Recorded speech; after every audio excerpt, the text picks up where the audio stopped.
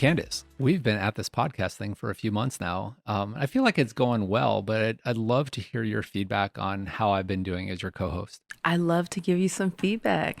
So, the feedback that I have right now is that you're doing a fantastic job distributing our media outward facing, whether it be in social media, whether it be internally. I think that you're doing a great job telling all the world about our podcast. So, regardless if thousands of people are watching it or only 4 people are watching it, you're doing a good job distributing it out. So, I appreciate that because that's something I could still work on. The other thing that I actually like is that you are holding me accountable to doing my pieces of the podcast. So it's not just, oh, I have a podcast and Candice, you're there, but we're generally coming up with ideas together. So I really appreciate that you're keeping me accountable to make sure that I come up with my end of this bargain. But the best piece of feedback, and I will say, is that outside of your normal job, you do a lot of the editing of our podcast. And so I appreciate you doing that heavy lifting because I didn't tell you this, but I used to do a lot of video editing. And I didn't want to tell you because I don't want to do it. So that's the feedback that I have for you, Chris. Thank you for the feedback, Candice. I asked you for that, one, because really wanted to know. We actually haven't talked about this outside of the podcast. We've been just kind of plowing ahead. But I also want to have a candid conversation today about the art of feedback and sort of building a culture of feedback in our organizations. And so what that was is we modeled a feedback framework that you and I are both really familiar with, where it's this idea of feedback being a gift, in that you're either giving that gift or you're receiving that gift. And so I asked you for feedback because I wanted to know. And then you're giving that to me. And if you notice at the end of your feedback, instead of me responding to particular things or giving more detail about those specific things, I just said, thank you for the feedback. Yes, that phrase, thank you for the feedback, is very important in our feedback model. Yeah. So what does that do? Like, why do we tell people you should just say thank you for the feedback? It allows you to not necessarily get defensive and rebut what happened, but to take time to reflect on it. So you're appreciating the gift. And if you would like to have clarifying questions or ask things later, that's okay. But the goal is to just accept the feedback, thank them for it, and move forward. And it gives you that pause, right? Mhm. There's always probably some truth in it. There's probably some non-truth in that feedback. You just need to figure out what parts of that feedback you're going to use for yourself, but stopping yourself from getting defensive, especially if it's negative feedback or Right. constructive criticism. Yes, if it's constructive criticism, I will say that it takes some time to learn how to understand that you can filter out some of the feedback and you don't have to act upon all of it. Yeah. And sometimes it's best if you just thank them and move forward. Right. We have a colleague who uses the analogy of, if anyone has seen A Christmas Story, and the boy Ralphie's aunt gives him the bunny outfit. Yes, the pink bunny outfit for Christmas. Sometimes people give you gifts that you don't ever use, and they can just stay in the closet, or they can go to Goodwill or whatever it might be. Just because someone has given you feedback doesn't mean you need to wear it for the rest of your life. Agreed.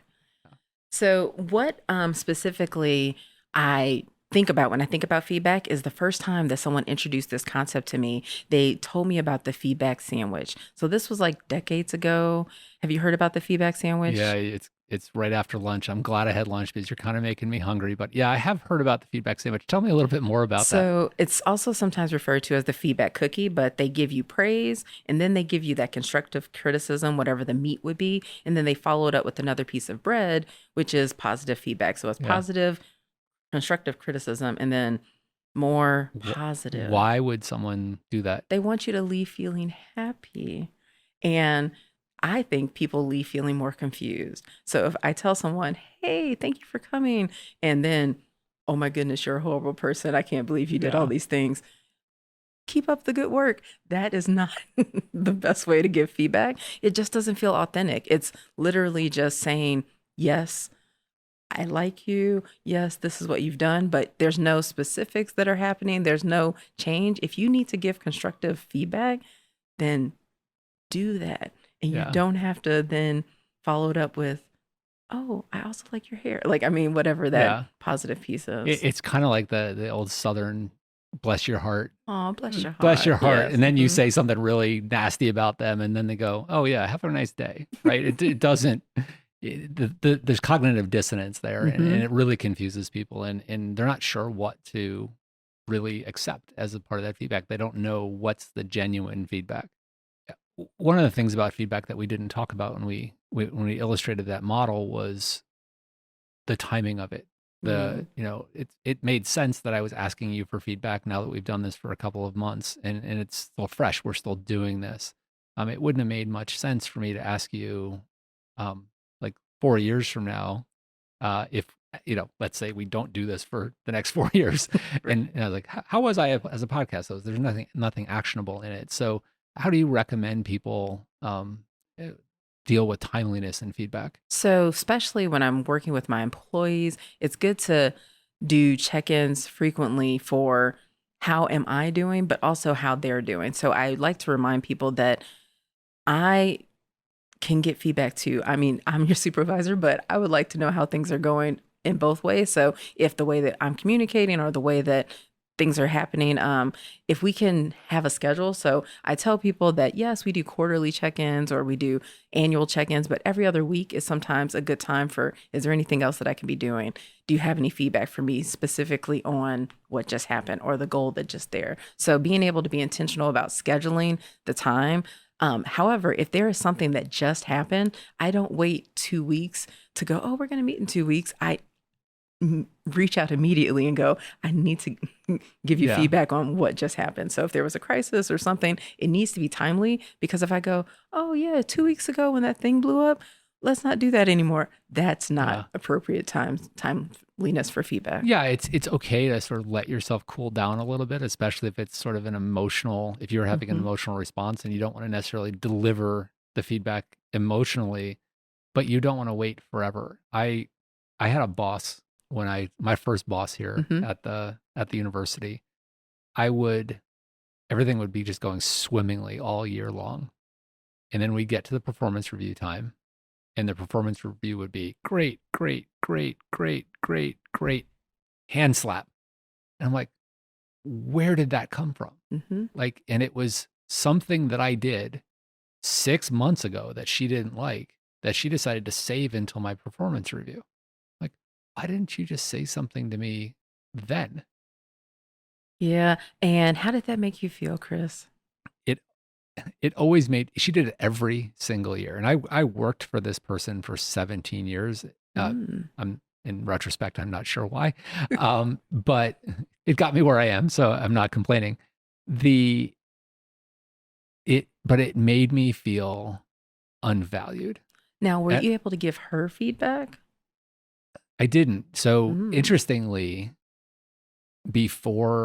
while that was happening, I didn't know about this feedback framework, right? I didn't know about this feedback framework until I got into a leadership position. And, this came from a leadership program that both you and I went through.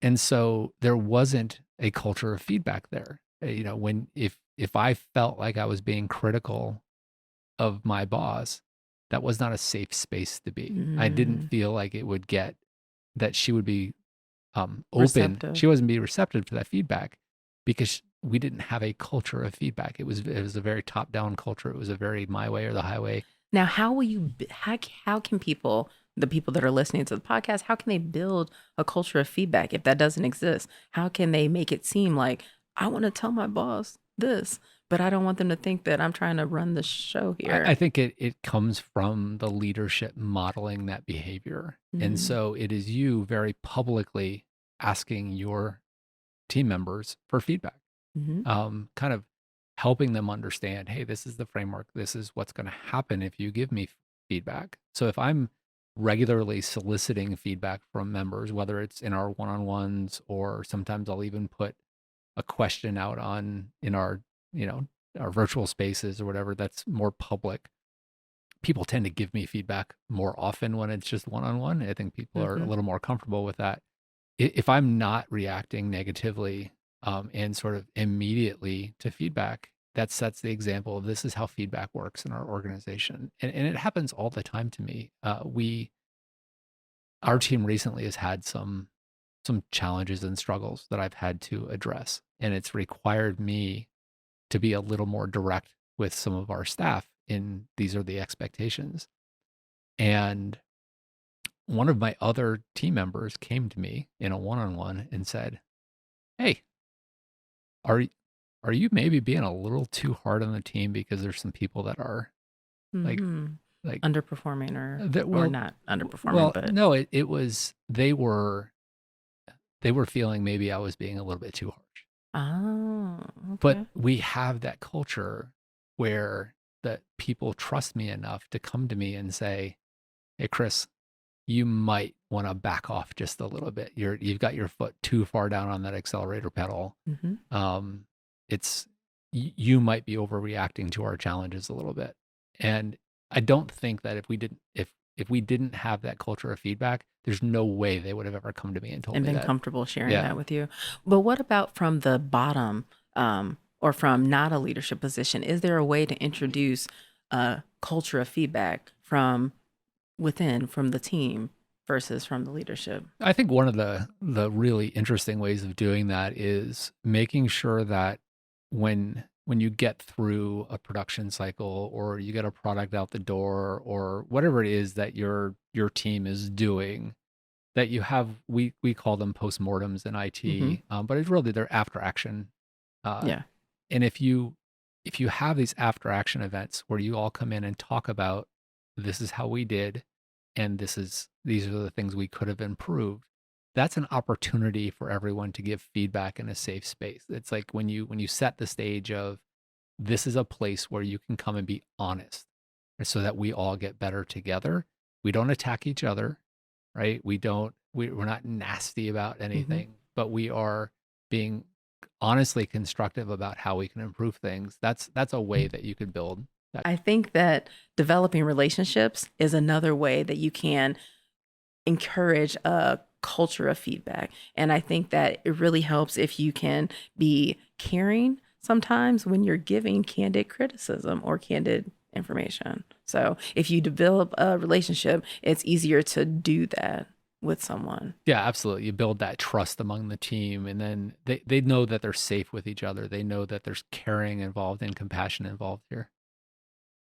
Yes. So there are, I do have some examples when we've had to give critical feedback or sensitive feedback to Yeah. individuals. And one of the things we haven't mentioned is there are appropriate places to give feedback, and Yes. sometimes there are Yes. not appropriate places to give feedback. One thing that we haven't mentioned is sometimes there's an appropriate time to give feedback, and sometimes Yes. the location of when you give it versus personal and private, or whether it's in a large group, really matters. And so, one of the things that I'm pretty sure that you agree with me is when you're giving constructive feedback is to do that in private. So that's not a time where in the group meeting that you're going to say, such and such, you need to fix X, Y, and Z, but that's something that you should be doing privately with your employees. I completely agree with that. I think there are times when I think giving feedback in the moment matters, Hmm. right? If someone is exhibiting really bad behavior in the moment, you address the behavior in the moment and just Yes. stop the meeting and say, that's not acceptable Hmm. here. But if it's short of that, I completely agree that you just need to have that as a private conversation. The person's going to be much more receptive. They're going to be in a place. You need to do it soon, though, right? Hmm. You can't wait 6 months and then go, remember when you did that back in the meeting? You can't do that.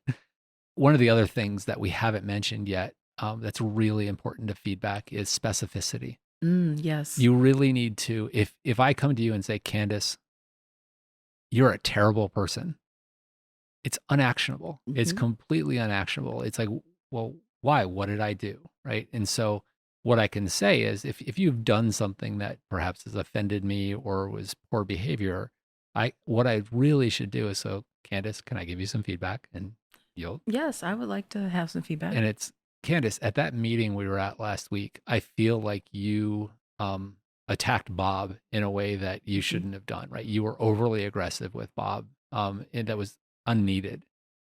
Thank you for the feedback. Or that's what I would model. Yeah. And I think that on the flip side, the positive when you're giving positive feedback, I actually dislike it so much when people go, "Oh, you did so great." I'm like, "Oh, what was great about it?" And they're like, "Oh, it's just great." Exactly. Right. Specificity matters on both Yes. sides of that equation. Yeah. Absolutely. Are there other things about feedback that you think are critical that we mentioned to the audience that we've not yet covered? We've talked a lot about kind of direct person to person feedback, but Mhm. there's a lot of different ways that you can get feedback. One of them is doing 360s, Oh, right? yes. Right. We talked a little bit about that. We've gone Can through you explain a 360s. little bit more about what a 360 Yeah. So a is? 360 is an opportunity for people surrounding you. That's where the 360 comes, the full Mhm. circle around you.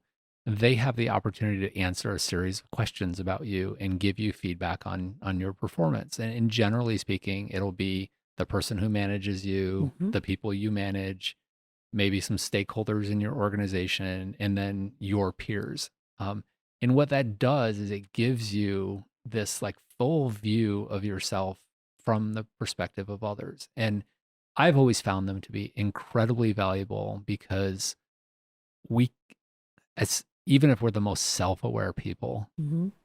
and I think you and I are pretty self-aware, but even we don't see things about ourselves that we should.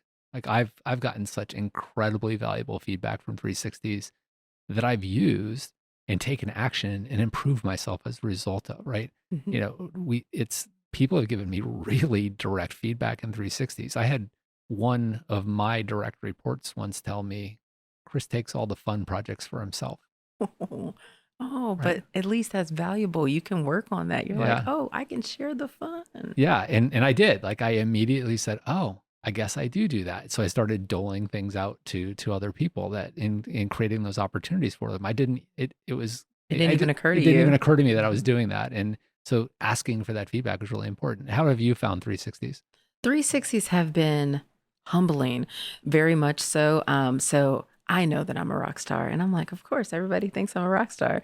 And then but that's usually from like a supervisor because I hear feedback from them often, and then from the people that I supervise, it's like, yay. Then I hear from my peers, and they're just like, she all right. I was like, oh, she's Yeah. mad. Like, I'm like, Yeah. but it's specific that I can work on that because Yeah. at one point I was just like, I'm not going to listen to any of that. I'm going to just continue to do it by my way. But then I work and collaborate with these people all the time. So if this is what my peers are saying, then I should take in some of the feedback and use and filter what I can do and what I can't do about that. So, Yeah, I don't think either of us need like a bunch of people telling us how great we are. right. Right. We do the 360s to get that constructive feedback. I had a boss in a previous job who like rated me a 5 on every single thing on Hmm. the 360. Like that's unuseful. Yeah, I'm Right? like, It's thank you. completely worthless. It's like I'm Yeah. glad you feel like happy about me, but like tell me where places where I can improve because we all have places for improvement. Hmm. Um, the the other place, and this is kind of a new thing for me, is figuring out how to use technology as feedback. And Oh. and by that I mean there's all these AI tools out there right Hmm. now Oh, yeah. and ChatGPT, Gemini, there's a bunch of different ones. And you can actually talk to them I and have. ask them questions. Hmm. And I have the pro version of ChatGPT on my phone. It's actually audio enabled. Yep. So I can have a real Conversation. conversation. Yep. And there's a new version of it out now that is so incredibly close to real conversation Mhm. that I can like be driving somewhere and have a conversation with this AI. And to Uh, do a callback, you can use it to practice interviewing. yes, exactly, But exactly. continue. But it can give you it's feedback in a different way. It's maybe not as specific as you'd get from talking to a human, Hmm. but you can bounce ideas off of it. You can say, "Hey, this is the situation that I'm in right now. Can you give me some ways that I might help remedy Hmm. this situation? This is the thing I tried. What might have been wrong with how might that or I think this is a solution.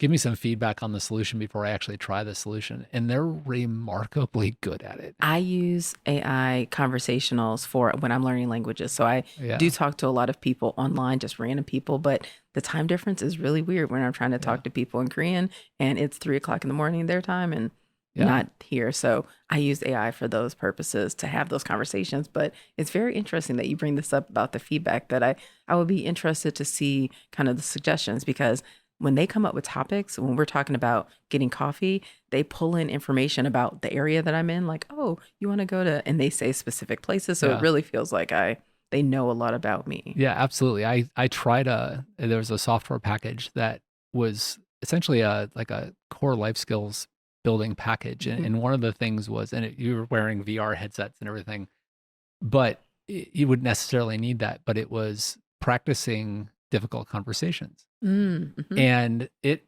all of a sudden, I put the headset on and all of a sudden it pops up and it says, um, your employee Travis hasn't been coming to work on time and he's not turning in projects. He's not completing his projects. And then instantly, three-dimensional Travis pops up in this VR headset, Nice. and he's angry at me already. And he says, he goes, "I see you scheduled this meeting. What's it about?" And then I have to practice Mm-hmm. that That. that conversation with him. But the feedback part of this is, after I finished the conversation, we talked about things like what might be causing his problems. Is he having challenges at home in his personal life that are, Mm-hmm. affecting these things? At the end of it, it said, "Would you like some feedback on how you did?" I'm like, "Sure." And it said, "You practiced empathy, but also had clear expectations for Travis," and so on and so forth. It gave me feedback. It allowed me to practice in this completely safe space, because I Mm-hmm. think when we when we practice on our employees, Oh yeah. like, that can be a bit of a dangerous You've built space, that right? relationship. Yeah. It's, yeah. Yeah. So for new leaders and managers, AI can be this like incredible tool to give you feedback on, and allow you to practice a little bit before you're actually using it on real human beings. Thanks, Chris, for sharing that tip and tool that others might be able to implement or use. It's time for us to get real. Where do you still struggle when it comes to feedback? I think it's sticking to the framework. The framework is tried and true. It actually works, but it's hard to do, especially if there's any emotion involved in the conversation or in the feedback that you get. And I will still want to respond and want to defend, or depending on what the feedback is. Um, I also will sometimes, if someone's giving me positive feedback, I will try to confirm with them that, yeah, you're right, I'm great. And that's not a great thing for me to be doing. But it's specifically when it's negative feedback and I want to defend it. And I have one member of my team who's really direct with me, and I appreciate the fact that this person is direct with me. But there's a lot of times when his feedback is, there's a kernel of truth in the middle of it, and there's hyperbole surrounding it. And I want to, like, break down the hyperbole. And that's not the right thing to do. The right thing to do is for me to say, "Thank you for the feedback. I'll take it into consideration, go back and, like, think about it myself, suss out what that kernel of truth is, and then act on that kernel of truth. And then maybe give him feedback at another time and say, "Hey, when you come to me with these things, you're bringing a lot of emotion in with it, right? You're bringing a lot of frustration in with it. Can we not have those things and just come with me with the kernel of truth?" Because I think almost every time you come to me, like, there's something in there that makes sense, but I'm having a struggle in in really reacting the way I should, because you're bringing so much extra to it. Yeah. So where do you struggle? Well, I will say plus one to that. I definitely still struggle on letting it marinate and just saying thank you for the feedback. However, I think I'll share on the giving side. So, on the giving side of feedback, I still struggle with wanting to be liked, wanting to be everyone's friend or Oh, yeah. that piece. And so when you give constructive feedback, I'm not wanting people to walk out of the room crying, but at the same time, I'm like, well, I'm not good cop at this point. I am literally putting on a hat of, we have to be serious and here are the expectations. And we're not going to be like, hey, let's go out for pizza right after this, because that's not appropriate. And so that's, I guess, a piece where I have to focus on the behavior versus the person. And that's literally what I do when I'm thinking about giving feedback. And I just remind myself, Candice, focus on the behavior. This is how we can do this. It's not the person. This is how we're doing that feedback. That's so difficult when you're giving constructive feedback to people, is that you really need to focus on that behavior. That's the critical piece of it, because otherwise it feels like you're attacking them as a person. Agree. And if you're in that mindset, then they may receive it in that mindset. And so it's being very specific about that and sort of compartmentalizing the behavior for both you and for them is really important. So as we wrap up today, Candice, can I give you some feedback? Yes. So I asked you for feedback on how I've been as your co-host. So I'd like to give you some feedback about how you've been as my co-host. And I want to lean towards the constructive criticism side. Let's go. So what I think that, and this might be related to the thing that you said you just struggle with. I think there are a lot of times when I say something and I can kind of see it in your face that you're going, Chris, you're full of crap. But you don't push me on it. Right. And so what I would like you to do more in the future, and I think would kind of make this even a better experience for us both, is push back on me when you don't agree with me. It's okay. That's part of what this Candid Conversations thing is about. Thank you for the feedback. All right. So great conversation today, Candice. Really appreciated this. Hope everybody got a good sense of what feedback is and how we use a feedback framework and how it really can improve your work culture if you have this open culture of feedback. So thanks, everybody. Thanks.